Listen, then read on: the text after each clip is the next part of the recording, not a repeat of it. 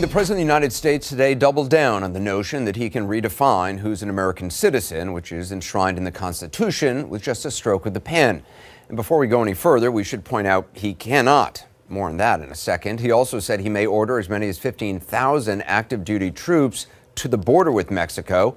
That's 1,000 more than are deployed in Afghanistan. The reason, he says, is the threat from a group of poor Central American migrants now about 1,000 miles away and coming on foot to seek asylum. It's a dangerous group of people. They're not coming into our country. What the president said there on the South Lawn, the fact that he said it on the way to a campaign appearance in Florida is no accident. Both the migrant caravan and citizenship question are hot-button issues, of course, for his base. And with just 6 days until midterm elections, he's chosen to make them essentially the twin pillars of his closing argument to voters, which, of course, he's entitled to do. He's even entitled to push hot buttons, and he's even entitled, I suppose, to make stuff up. Because, keeping him honest, that is exactly what he's doing. What he's not entitled to do is escape scrutiny over what he's saying and what his choice of issues might say about his priorities as chief executive or even who he is as a human being. Because today, even as he raised the specter of a foreign invasion to the kind of level requiring more than a division's worth of military firepower, funerals were being held in Pittsburgh for 3 of the 11 Jewish Americans slaughtered by a gunman who was driven by anti-Semitism and hate and anger over those very same migrants the president has been focusing on. Joyce Feinberg was buried her funeral this morning. Irving Younger and Melvin Wax this afternoon. The president did tweet about Pittsburgh today, but not about those 3 individuals, just mentioning the other 8 killed, but instead about how warmly he was received. Melania and I were treated very nicely yesterday in Pittsburgh. The office of the president was shown great respect on a very sad and solemn day. We were treated so warmly. Small protest was not seen by us, staged far away. The fake news stories were just the opposite, disgraceful. In a subsequent tweet, he spoke highly of a local Republican congressman and told people to vote for him. Again, no mention of the victims by name or otherwise, or even acknowledgement of their funerals. Instead, he made news by ratcheting up the caravan scare talk and the troop numbers he believes are needed to meet this alleged threat. We have about 5,008. We'll go up to anywhere between 10 and 15,000 military personnel on top of Border Patrol, ICE, and everybody else at the border. Nobody's coming in.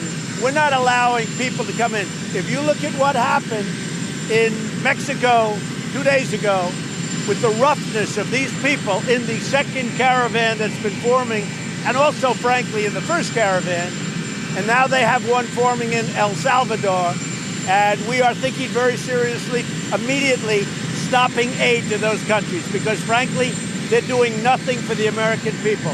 Immigration is a very, very big and very dangerous, a really dangerous topic. And we're not going to allow people to come into our country that don't have the well-being of our country in mind. Now, keeping him honest, whatever you may think about immigration policy and border enforcement, there simply is no good evidence the caravan is a danger to this country, imminent or otherwise. The president, as you know, has claimed there are, quote, criminals and unknown Middle Easterners in the caravan. He's also suggested that ISIS members could be in it. What he's never done is offer any specific evidence. And when pressed last week, he said this. There's no proof of anything. There's no proof of anything. But they could very well be. Yeah, no proof, but they could be.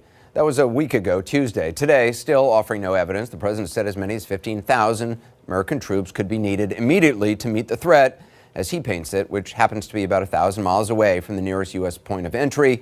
We'll talk shortly about the deployment and how one retired Marine and Homeland Security official sees it. He's a former Trump administration official, we might add. We'll also talk about the president's claim, which he restated today, about citizenship.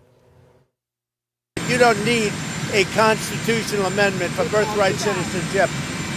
I believe that you can have a simple vote in Congress, or it's even possible, in my opinion, this is after meeting with some very talented legal scholars, that you can do it through an executive order. Now, I'd rather do it through Congress because that's permanent, but we can certainly do it through, I really believe we can do it through executive order.